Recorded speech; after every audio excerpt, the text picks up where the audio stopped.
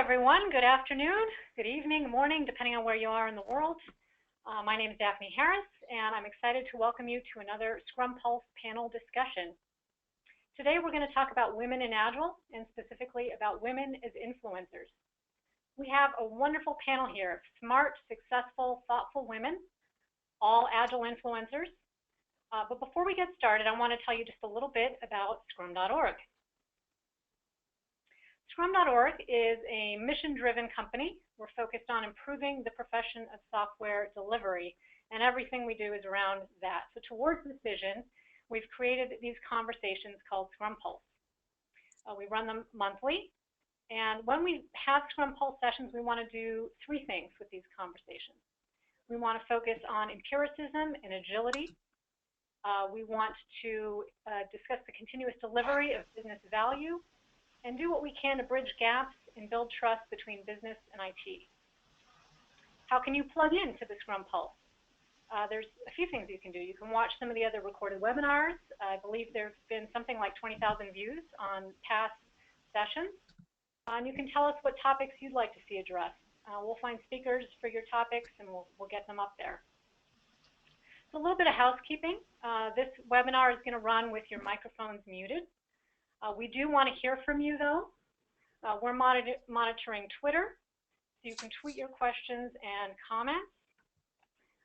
You can mention the Scrum.org handle and the hashtag ScrumPulse.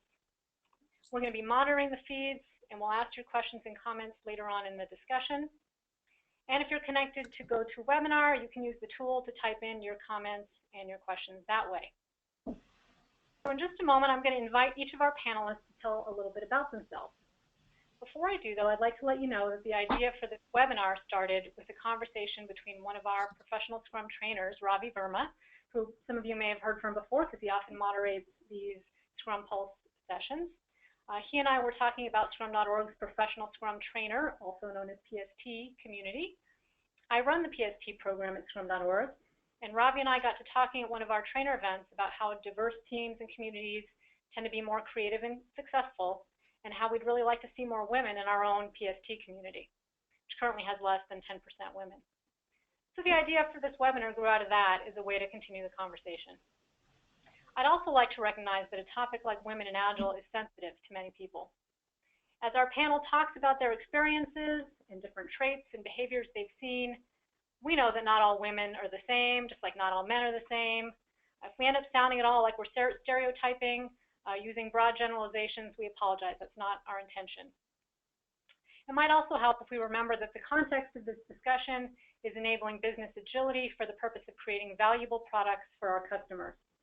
We're talking about real business value, and for that, we want an environment that allows everybody to deliver on their fullest potential as creative human beings. So with that, I'd like to invite each of our panelists to briefly introduce themselves. Let's start with you, Stacy. Hello, I'm Stacy Martin. I have been working in the Agile realm for a little over 13 years. So I have a good foundation of many roles in Agile, helping those small organizations and large organizations, either as a practitioner or leading major transformations. I'm also a professional Scrum trainer. I teach the Professional Scrum Foundations class and then also the Professional Scrum Master course. I have a PM Project Management Professional certification, so PMP, and also ProSci Change Management certification. I've worked with Cardinal Solutions since 2010, helping lead their Agile Advisory Services practice that started quite a bit ago and then kind of grew and gained some great momentum, where we're leading enterprise agility in Columbus, Ohio, and then also nationally. Great. Stacy, let's go on to Pradeepa. Hi, everybody. Excited to be here. My name is Pradeepa Narayanaswamy, and I'm also a professional Scrum trainer. I teach the Professional Scrum Foundations and the Scrum Master class. I call myself an Agile passionista. That's how I'm very passionate about agility. And one thing that I'm very, very interested is Agile testing, and I specialize myself in that arena a little bit. I'm an enterprise Agile coach with Cox, And another interesting aspect about me is I have my own company, Possibilities Lives Transformed, and I am a life coach. Why I opened this company, I saw greatest potential in coaching, and I wanted to take coaching to the next level. And through my life coaching services, I offer very specialized services to women, especially to women leaders and successful professionals who wanted more in their lives and in their career. And I am also a leader and the organizer, one of the oldest and the biggest meetup group in the United States, DFW Scrum. We have about 3,000 plus members in our community. And I also, just as a giving back to the community, I mentor and coach aspiring Agile coaches and Scrum Masters, especially people who are looking for new opportunities and new jobs. All right, thank you, Pradeepa. I'm going to Stephanie. Hello, my name is Stephanie, and I have a background in project management. That is actually where I started my career in the IT area. So I have that project management background, and several years ago discovered agility. And I've got kind of an interesting background in that I've kind of done the jack of all trades type of role in a lot of different projects, crossing a lot of different industries. And once I discovered Agile, I realized that the Scrum Master role was a way for me to best serve and to best utilize my skill set. So I became a professional Scrum trainer a couple of years ago, and I'm also a co-active coach. So I combine training and coaching now as an owner of my own business, Agile Socks, where I provide Agile and leadership training and coaching. And I've just introduced private coaching immersion to help Scrum Masters and Agile coaches really amplify their impact on their teams, on their organizations, and in all aspects of their lives, and really just level up those leadership skills. I also participate in our local community group, Central Ohio Agile Association. I am on the board of directors there, acting as the secretary, and I also have the honor of being one of the 2 stewards for Scrum.org's Professional Scrum Master courseware. Fantastic. And last but never least, we have Patricia Kong. Hi, everyone. My name is Patricia Kong. I actually work at Scrum.org, so I'm the product owner of our enterprise solutions. I'm from Boston and work out of our office in Burlington, Massachusetts. So at Scrum.org, I'm focused on conversations and topics around scaling. For instance, you may have heard about the Nexus framework. That's my baby. Measuring and improving agility and value of an organization, evidence-based management. Those are topics that I'm thinking about. So ultimately, professionalism, I guess, at the enterprise level. I've been in the tech industry for over a decade, and prior to Scrum.org, I've actually spent some time at technology startups, nonprofits, Forrester Research, and ultimately coming from the finance sector. So outside of all of this, when I say that I'm a people advocate, what that means is that I volunteer at organizations serving underprivileged people from different backgrounds, and also helping women who actually, it's called ATASK, facing domestic violence. So those are other things that really, really are passionate to me. All right, thank you so much. It's great to get to a sense of who you all are. Now we'd like to dig a little bit deeper to really get into our conversation, to get into our topic. I'd like you each to tell us a little bit about how you got started in technology. What brought you into the industry, and what are some of the things that you love about being in technology, and some of the challenges that you faced as a woman? So why don't we start back at the top, again with you, Stacy. Sure. So I don't know that it was I'm going to go a little further back than where I started with technology. So I started with my first real job in the automotive industry while I was in college, working for Allied Signal Automotive, which is a maker of spark plugs at the time, now known as Honeywell, where I worked for I worked for the controller. I was in the accounting department. I wasn't real sure how much I loved accounting and numbers, even though the fact part interested me. So as my controller got promoted to president of operations, I kind of went along with him and started what ended up being some measurements and some lean practices. So I had my first taste of measuring changeovers on actual assembly lines, doing some measurements on reducing waste on assembly lines, and that's where I started to kind of first have my introduction into what I will now say kind of morphed into some of my Agile background. I continued through college. I ended up getting my master's, or ended up getting my undergrad, and wasn't entirely sure which direction I wanted to go. So I stayed at college for another year and earned my MBA, and got a specialization in what was MIS at the time, so Management Information Systems. That's probably where I first started what I thought was my technology career. And I went that direction because, this sounds silly, but right, technology was starting to come to the forefront at that time, and it was something that I kind of wanted to add into my education as a way of getting some background and just starting to kind of insert myself into that field. And I really loved it. So I excelled in a lot of my computer science classes and really enjoyed them. So I kind of started to gravitate in the direction of technology. My first Agile experience was with Progressive Insurance. I started in a department that was reviewing Agile as it was coming in the door. So it was a more of a PMO type function where we were measuring projects that were delivering with Agile. So I was heavily involved in kind of assessing the value that it was providing and watching coaches as they were kind of helping the organization assimilate Agile into, or agility into, the progressive environment.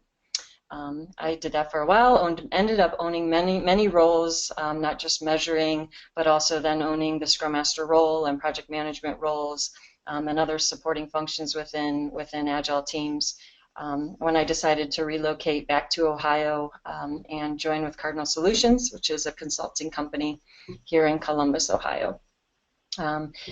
Agile was somewhat new when I started with Cardinal. I had some experience from working with Progressive, but it was newer in the Columbus industry. So I partnered with a few other people here at Cardinal to start to build out Agile advisory services and start to get involved in major transformations here in Columbus. So that's a little bit about my background. I was really attracted, as I said, to the technology field because of the concrete analytical piece, but then also the people piece and the fact that I kind of knew that there was a change underway in the way people worked, and I wanted to get involved in that piece. So at first it was technology, and then it became this bigger change in just the way we're delivering technology. Some of the challenges that I've encountered, although I wouldn't call them barriers, because I think you'll hear a common theme from each of us, that we've navigated barriers to ensure that our career has remained successful and we've remained influential regardless of barriers. But I'll say a couple things that that tend to be difficult are building relationships one-on-one with my male counterparts. So there has to be a little bit different approach in how women form those relationships versus men and their peers. So navigating that can sometimes be a little tricky. An example is, I may not always go out for beers one-on-one or be on the golf course one-on-one. So I have to find ways to build relationships outside of just kind of those normal bonds that men would have together. I think that is one. And then also just some of the language and the way traditional thinking is and the way that's expressed in communication sometimes can cause barriers. And if it doesn't cause barriers with a group, it can cause barriers, for yourself that cause you to sometimes build up walls where they don't need to be and suppress different parts of your personality that can be beneficial and lead to good contribution. Thank you very much, Stacy. I really appreciate you illuminating some of that experience of your past. Maybe we can move on to Pradeepa. We'd love to hear the same question for you. What brought you into technology, and what were some of the things you love about it, and some of the challenges that you faced as a woman? Yeah. So I finished my master's in '99 in India in computer science, and that time was an IT boom in India, if you're aware of it or not. So automatically I was steered into working for a very big software company at the time, Infosys Technologies, and I started as a Java developer. I loved solving problems, and working in computers was the coolest thing at that time. We never owned a computer growing up, so just getting that opportunity to work with computer all day was something like a dream come true for me. So yeah, I mean, I'm all in for it. So that's how I got into technology. And my first project was I was using Java 1.1 with Sun Microsystems. Very cool project. So I'm all in for that. And after that, worked quite a bit as a developer, then steered towards web development, and I moved into testing. And that's when I actually encountered agility in 2006. That was a pretty big aha moment for me. 2006, I was exposed to an Agile boot camp. When the instructor was talking about the values and principles, you can see my eyes are really big. My eyes were growing even more bigger at that time. Oh my God, why haven't I encountered this earlier? And it seems like this is the right thing to go. This is the right way to go. This is how we should be working together. And ever since, there is no turning back for me.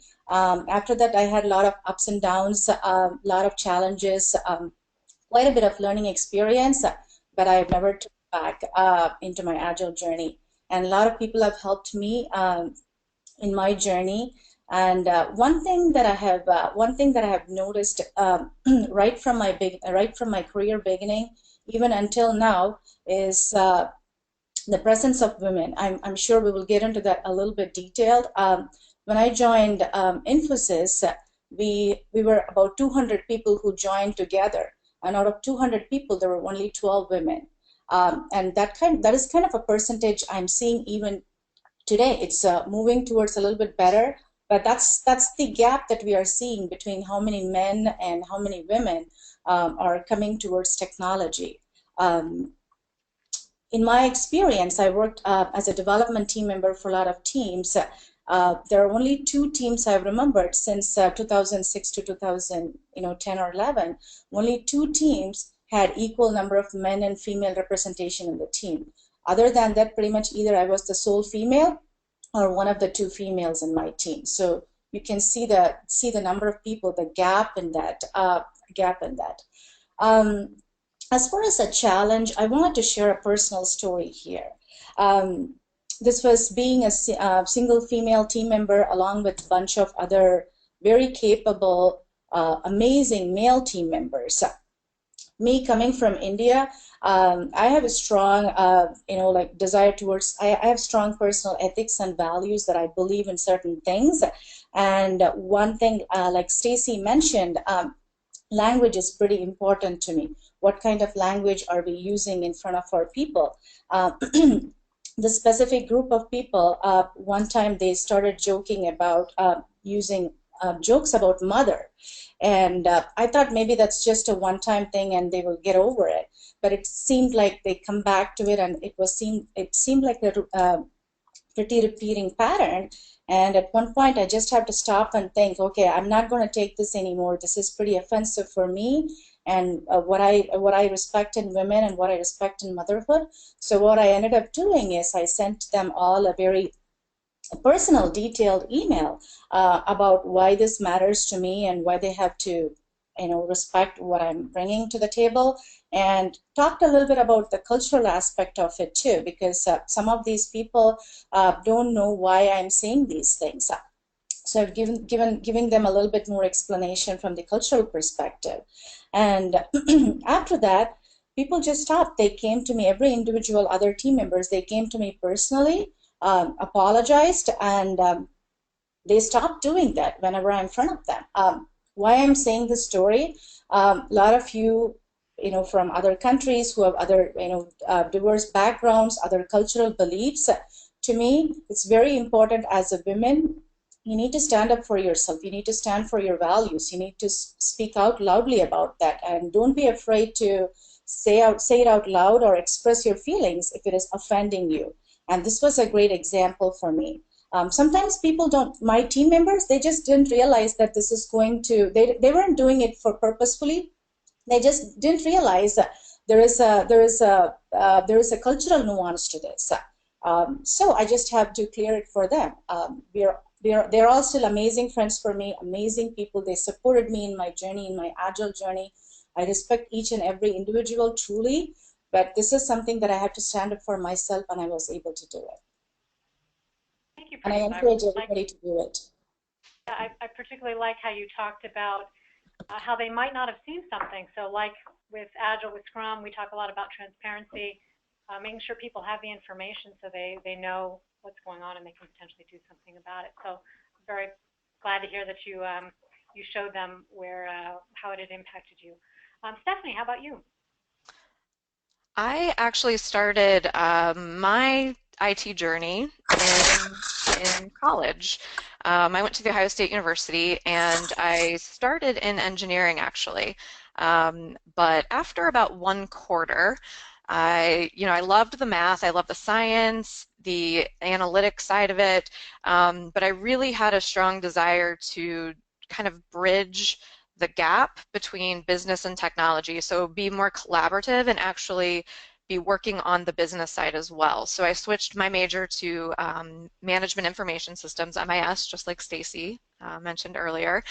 And that's how I got my degree. And I started, my first job out of college was with Bank One, which is now JP Morgan Chase. And I was part of the first class of what they called the Technology Development Program. So this program, I had done a summer internship with them, and they started this program to hire new college graduates and bring them into a 6-month technology rotational program where we would be working in one space, but we would be getting exposed to different areas of technology in the bank. So we had the opportunity to meet with leadership and get different perspectives from them, as well as just really get a taste of what different roles were like in other areas of the organization. So it was a really incredible experience, and I happened to get placed in a group that was an IT project management group. And so that's really where I started my career. And project management is not typically where you start your career in IT. Usually you start as part of a team doing a specific delivery role, maybe business analysis, quality assurance, development. So I was thrown into this project management area, and I had some really wonderful mentors. I was very curious, I was very eager to learn and not afraid to ask questions, and got a lot of great guidance in that. And one thing that really stands out for me is the area I worked in there was check processing operations. So it was the IT behind how our checks actually get processed in a bank. And it was so cool to be part of something that affects our lives every single day. And I think that is what really attracts me to being in the technology industry, the product industry, is that ability to do really important things. And so from there, I went into consulting. I figured if I'm going to be a project manager, I want to be able to manage all types of projects, and I wanted to get more exposure to different ways of working, different organizations, different industries. And so I started my consulting career with Cardinal Solutions, as where Stacy is now. And that is really where I got my first taste of Agile. I was working in kind of a very stressful situation with a large team of people working on an auto insurance web product and at a large insurance company. And everybody was just miserable. We were working crazy hours, and it just felt like the progress was so slow. And at the time, I was in a solution lead role. So I was involved in a lot of different areas, working with a lot of different people, and really just spending a lot of time on putting out fires and explaining to management, why this is an issue, what we're going to do to fix it, rather than actually helping remove the barriers to our progress. And that was when I discovered Agile. A coworker of mine said, hey, based on what we're doing, the type of work we're doing, the challenges we're facing, I think Scrum would be a really good fit. And I said, what are you talking about? What is this thing called Scrum? What is Agile? And similar to Pradeepa, I was like, how did I not discover this before? This is just common sense. And so that was really where I discovered that the way I could best utilize my talents, the way I could really fulfill the type of things that I wanted to achieve would be in the realm of agility, specifically the Scrum Master role. So that's really how I got started in technology and discovered agility. And some of the challenges I faced, I was very young. I was right out of college when I started in a project management role at a very large company. And so there were some confidence challenges, I would say. But like I said, I had a lot of really strong support and mentors. And I think I just wasn't really afraid to ask for help.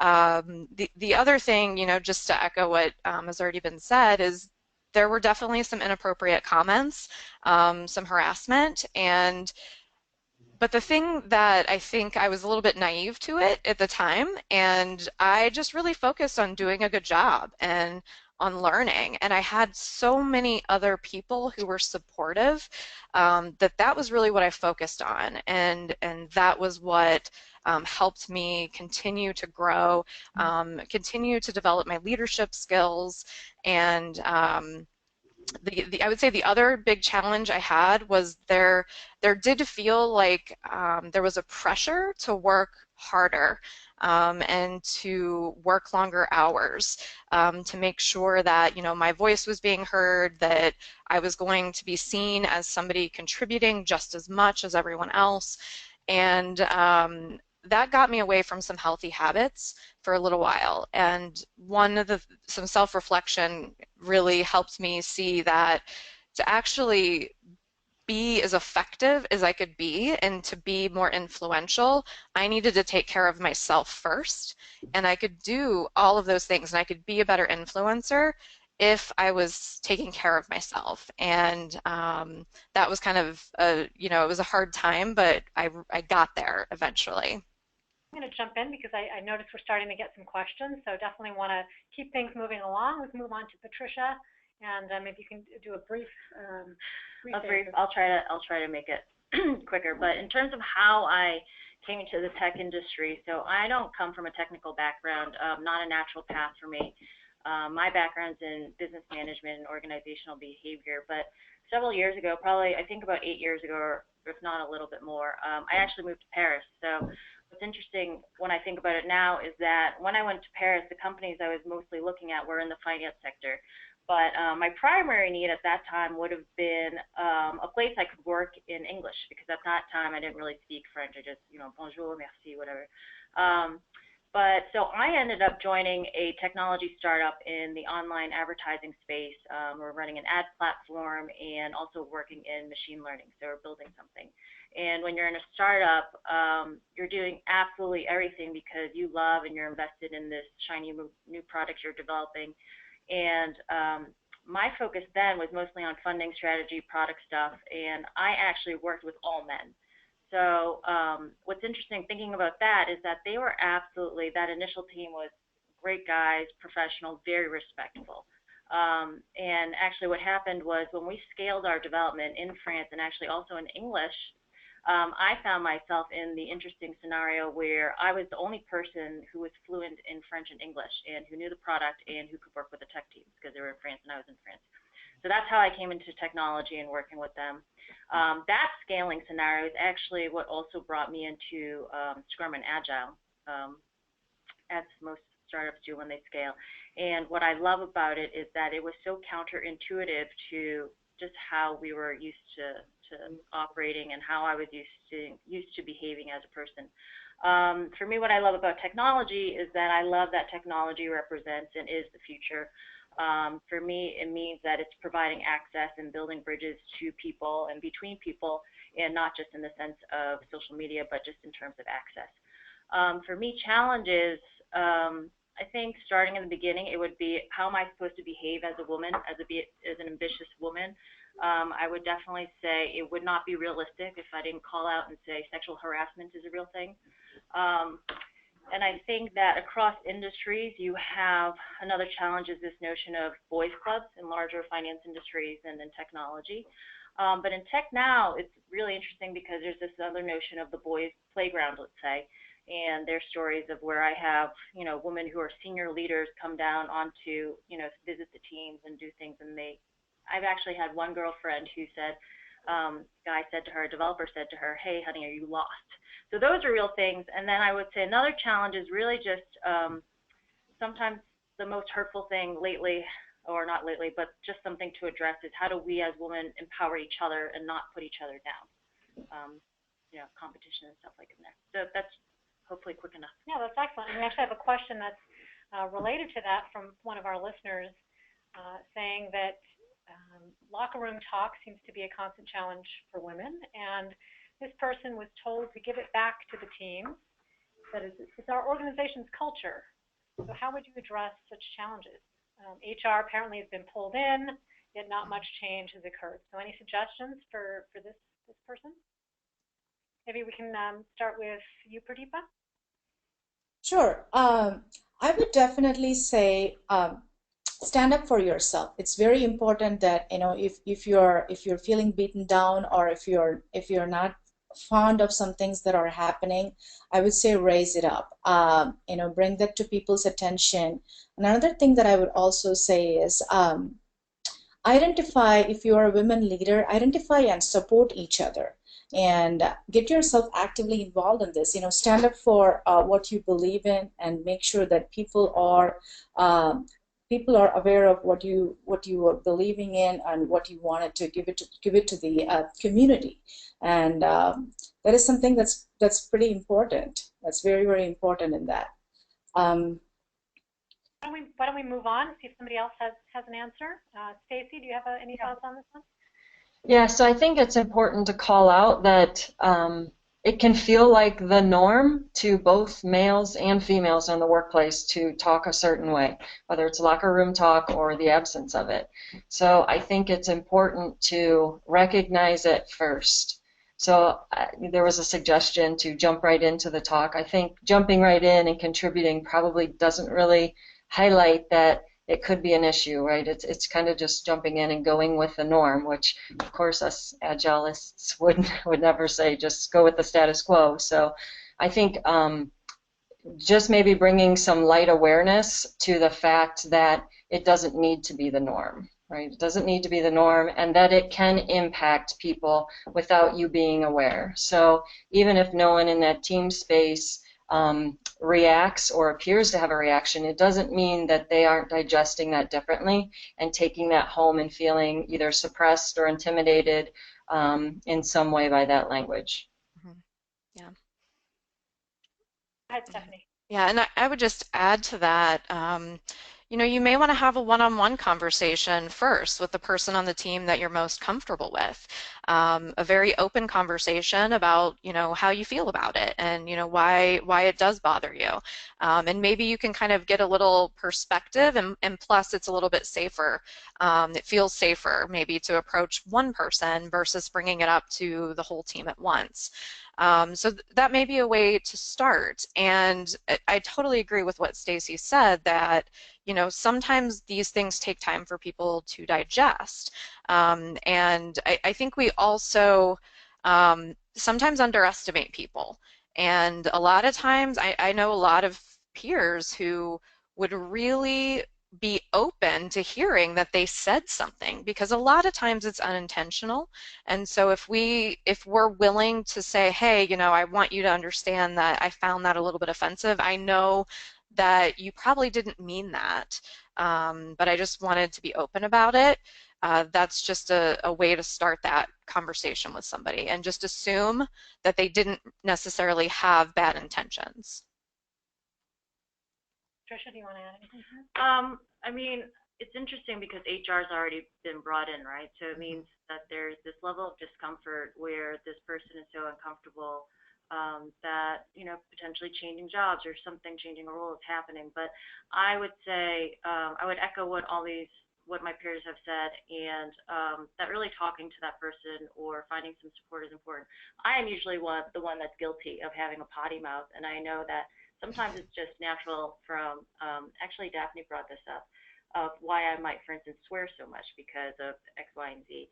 But you know, it takes sometimes somebody else to say that to you, and you're like, oh, I should pay attention, or hey, that person really doesn't like it, just, you know, clean it up. And I'm cognizant of it, and something that, you know, I appreciate actually when people could just tell me that, because I'm not thinking about it. Yeah. So something that's kind of related to this, another question coming in here about Scrum.org talks a lot about professionalism and about Scrum values and principles. How do these topics impact what's happening in the Agile world? Any thoughts to that? Maybe I see you nodding. Stephanie, go ahead. Mm-hmm. Yeah, absolutely. The values, right, are huge, and the values of being open, having respect for the people we work with, and the fact that we want to create an environment where we have productive conflict. We want to be bringing in different ideas, and we need to be open to sharing different perspectives and having maybe some uncomfortable conversations, and open to the fact that perhaps I did something that was offensive to somebody. You know, none of us are exempt to that. So the Scrum values are huge in terms of, you know, not just the agility side of it, but, you know, actually having teams be collaborative. So any type of team working together, whether you're using Scrum or not, the Scrum values of focus, openness, courage, commitment, and respect, they all apply. And, you know, courage being that other one is sometimes it takes the courage to have that conversation with somebody else and let them know, give them some feedback on how something may have impacted you. So it's just crucial. But those values, the more we embed them in our work, the more we bring the values to life, and we start creating environments that are more open and that are safer and that are respectful. Thank you for that. Does anyone else? Patricia, you want to add? So I would like to go ahead and actually define what, from my point of view at Scrum.org, how we define professionalism. So when we think about, for instance, Scrum, so what that means is you understand Scrum. For us, there's a level of technical excellence there, and then it's about these values, and adding those values on top of just, you know, on top of the process and how you're behaving is very important, because I think that for me, especially as a woman working in, you know, not at Scrum.org, but previously, it cuts out some of the noise. Because what we're looking at is, from an Agile perspective, how do we get the most value out of what we're doing? And so there's this notion of focus, and we're using Scrum, and we understand the values, and I think that sometimes for me is why I enjoy being in the Agile world. And the other thing I think is when you have, even with your friends or whoever, but especially with the people you're working with, when you're trying to get stuff done and you have the same values, and this is very consistent, and you share, it just makes things a little bit easier. So whether you're female or male, it doesn't even matter, right? We're coming from the same place. Mm-hmm. I think we're going to move on, because we've got some more questions coming in. Somebody has asked, regarding women supporting women, does the panel think we as women support each other well? It says, in 18 years of tech experience, I'm yet to find a female mentor who is willing and able to support others. Anyone comment on that? I'll take a stab. So I think the example is probably showing that there's some work to do there. You know, I think it's natural to be competitive because you are somewhat of a minority, and everyone's, you know, trying to achieve and push. So I think sometimes that competitiveness can come into play and produce some bad behaviors when supporting any teammate, regardless of male or female. But I think because we have unique experiences, we have to somehow carve out some sort of forum for supporting each other. Mentoring obviously is great, but if you don't know who to go to mentor, or you don't know, you know, what avenues to take, or you're afraid to approach someone, you know, it'll get stunted, and you'll never really get that collaboration. So I think, you know, as part of this session, that's something that I think the ladies on this panel are willing to help with. So I think we're not there, but we're willing to keep chipping away at it. Deepa, I saw your hand went up too. Yeah, I totally agree with what Stacy said. This is a very important topic that needs to be addressed. Empowering women is very important. I know that people see, especially if there are fewer women in the organization, they see each other as a competition, which is unfortunate. We need to get out of that mindset. We need to move beyond that. We need to look beyond that. Mentoring is a great way. I know I mentor a lot of Scrum Masters and female Agile coaches in my local area. A great way to give it back. Another thing that I would also add on to is work with a coach, a professional coach that is going to be give you a totally different perspective, because it takes you to the next level.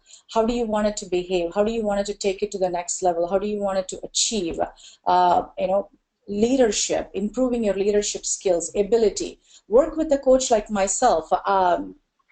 Specializing in helping women leaders who wants more. So that is something that you should definitely be considering doing. Other thing that I would also recommend breaking this pattern is get involved yourself in your local community, in your local meetups. I know that is a great way for you to share your story and basically inspire others to jump onto this bandwagon and help you and help others like yourself in the community. Don't hesitate to ask for help. I know some of my other colleagues just talked about that, right? Be courageous. Stephanie talked quite a bit about that. To me, courage is very, very important, and that's one of my favorite of the 5 values if I have to rank it, because being courageous in this male-dominant industry is going to be very, very important for you to take you to the next level.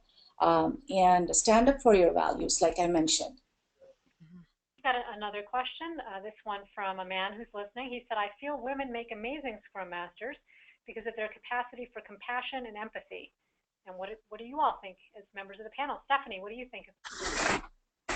I would definitely agree with that. And at the same time, recognizing that, we all have different qualities within us, and some are typically characterized as feminine or masculine, and we all have the capacity for these. It's just a matter of what comes out naturally. And again, not stereotyping, we're all a little bit different. And there is this huge importance now in the world of leadership, especially in technology, but it's really, in any industry or organization, recognizing that people are our most important asset. And when you create a safe space for people, when you show empathy, when you really start to understand them, you enable them and empower them to do their best work, that's when companies and organizations excel. So I think that, we've got to steer away from some of those leadership qualities that have been traditionally masculine and start accepting that being servant leaders, being adaptive leaders, being facilitative leaders is really what's going to be changing. It's already changing, definitely in the tech industry and in other industries as well, that is the style of leadership that's actually going to be more effective and help solve a lot of the difficult problems that we face in our world. Stacey? Yeah, I also want to jump in and say that I think there could also be a tendency to look to women to possess those qualities, right? And I would, question that you can also look to male counterparts to have those qualities and possess those qualities as well, because in some ways, assuming every woman is more compassionate is also putting it back in that box, right? So I think we can foster that compassion when it's needed on the teams. From a certain personality type or from certain individuals who are quick to provide those qualities regardless of gender. So I'm curious, this is a question coming from me. We've got a couple other questions here, but I just very briefly, I'm wondering how your approach to leadership has changed through your career. Maybe we can start with Pradeepa on this one. Sure. Yeah. Definitely. It was a pretty big eye-opening experience for me, especially coming from a traditional background into agility in 2006, it was working in quite a bit of command and control-ish leadership styles, where you're asked, you're told what to do, and this is how it's going to work, and things like that. But getting more exposure into leadership nowadays, where you are, you're more empowered, you are more, like allowed to be self-organized, and you have the flexibility to shine, to do whatever you want within the realms of the possibilities. So that opens up a whole new world. The empowerment is pretty big here. So to me, that was a pretty big big eye-opening experience for me, as to from command and control to having that self-empowerment, and working in that environment with all the values that we just talked about is pretty big. It's pretty great. How about you, Patricia?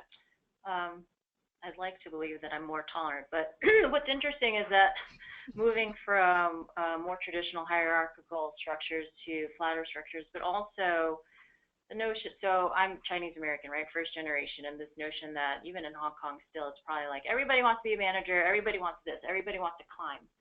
So there's that spirit when you lead, and you learn in the traditional organization that you have to be the smartest person in the room, the one with the best idea. I'm the most important, and that changes, especially when you go to flatter organizations, and especially even, for instance, thinking about Agile Transformation.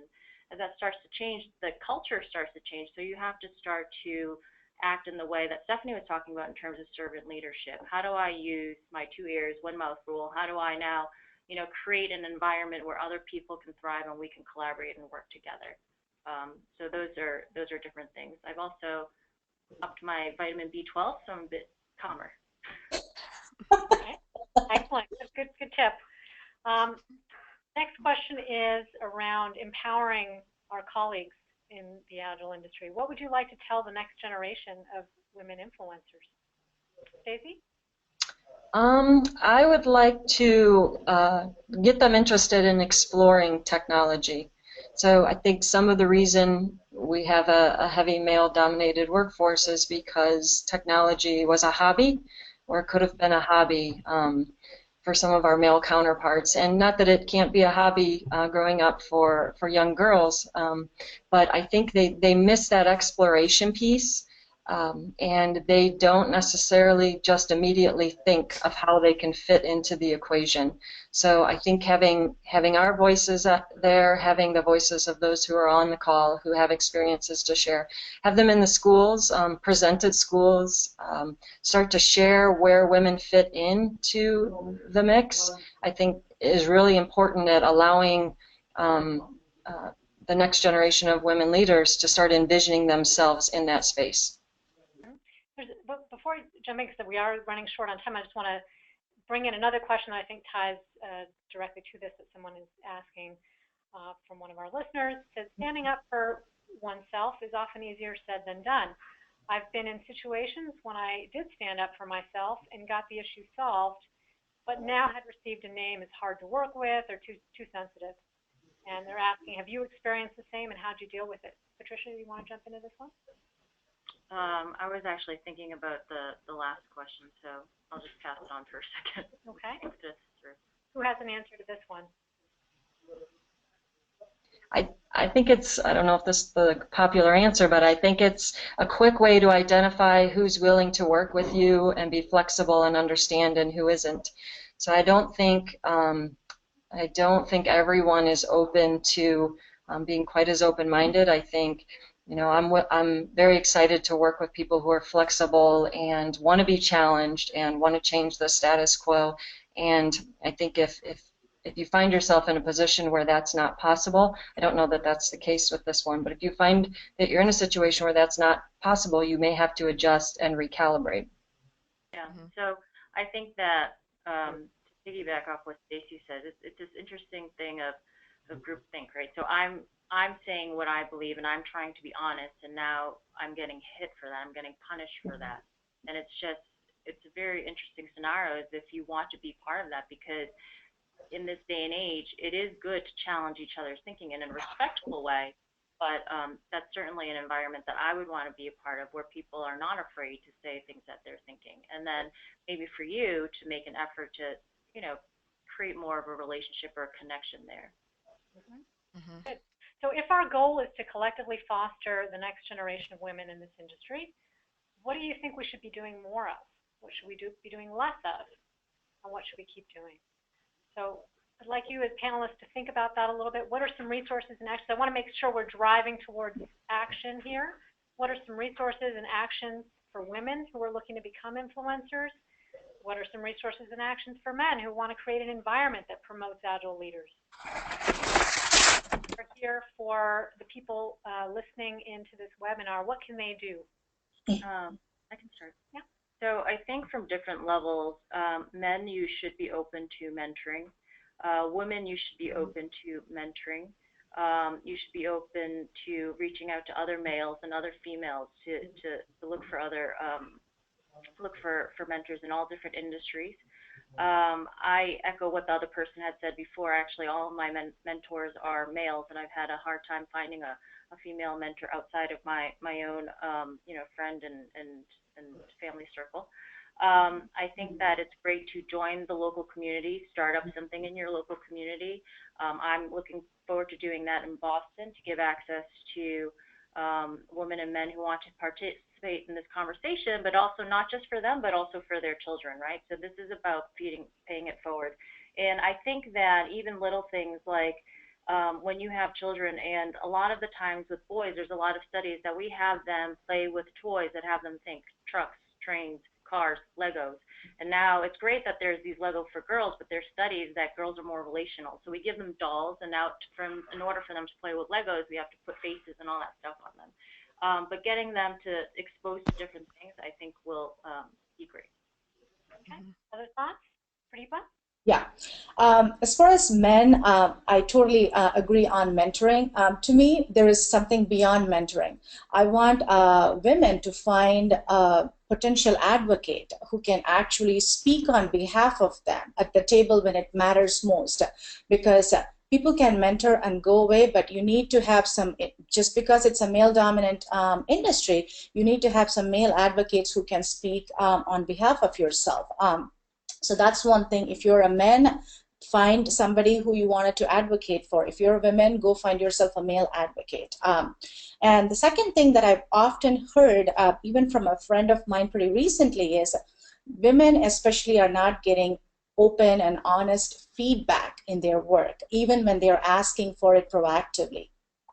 One of my African American friends, this was a true story, she applied for a position for a manager, and the feedback, all she got was, this position is not for you. And that's bad. That sucks. So if you're a man, if you're in the position to give feedback, give your female colleagues an open and honest feedback, because that's what is going to help them grow and become the next powerful leader. As far as women, find other people who you wanted to inspire and identify and support others, because we have less and less people of that. I do that in my local community here, and some of my local community knows about that, but we need more of that in each and every community. Start a Women in Agile or Women in Technology meetup group, because I know one meetup group, one of my friend in South Florida, Anjali, she leads a meetup group there where they have potential men and female people coming in, talking about ideas, how to give conference presentations, how to be confident. A lot of topics that are very interesting and getting the women and younger girls to the next level. Inspire others, share your learnings. I mean, this is your journey. If you have an inspiration to share, go talk it up at the local meetup, because it all starts with an inspiration, and that's where it started for me. Yeah. Okay, excellent. Well, we're running a little bit short on time, so I'd like to repeat a couple of the things I heard. It sounds like communities are a big piece for many of you. Finding people who are willing to be mentors. There's a little bit of the question we didn't get to here about mentors and coaches and what the difference is there. So that might be something for you all to explore as well. But be willing to be that person. Be willing to provide honest feedback. Also, I heard very early on in the conversation you were talking, somebody was talking about language. Be careful of the words that you use. Sometimes a word like rock star on a job ad might not be attractive to some of the women who would be very qualified for the job. So these are some things for you all to think about. I think we're running to the conclusion of our discussion, but I hope that this isn't the end of the conversation, right? This is just the start. I think you've gotten a little bit of a glimpse of Scrum.org's wonderful professional Scrum trainer community and how much we appreciate women influencers. Scrum.org very much hopes that you'll continue this conversation, tap into the experience of the community. We have forums that are very active from practitioners, trainers, experts. A lot of people participate in those. In addition, we hope you'll continue finding lots of different ways to learn about this subject and others related to Scrum and Agile. We recommend you check out our blog, Scrum.org's blog. There's a lot of wisdom that gets shared there, and a lot of learning can take place. I'd very much like to thank you all, the panelists, Stacy, Pradeepa, Stephanie, and Patricia for participating in this discussion today. I'd like to thank all of you listening to this conversation. We actually had a tremendous amount of interest in today's webinar. It's very much a full event, and if you were listening to this recording because you couldn't attend the live session because it was full, I'd like you to be aware that all of these panelists will be happy to continue the conversation with you. You're welcome to contact any of them, tweet them. I know that they're going to continue to be involved to help you in your communities, and we definitely want you to continue the conversations in your communities as well. With that, I'd like to thank you all. Daphne Harris again from Scrum.org, all of you on the panel, and all of you that have been listening today. Thank you so much for participating in this session of Scrum Pulse. We hope you'll continue to help us improve the profession of software delivery. And thank you, and enjoy the rest of your day, evening, and take care, everybody. Thanks a lot. Bye-bye.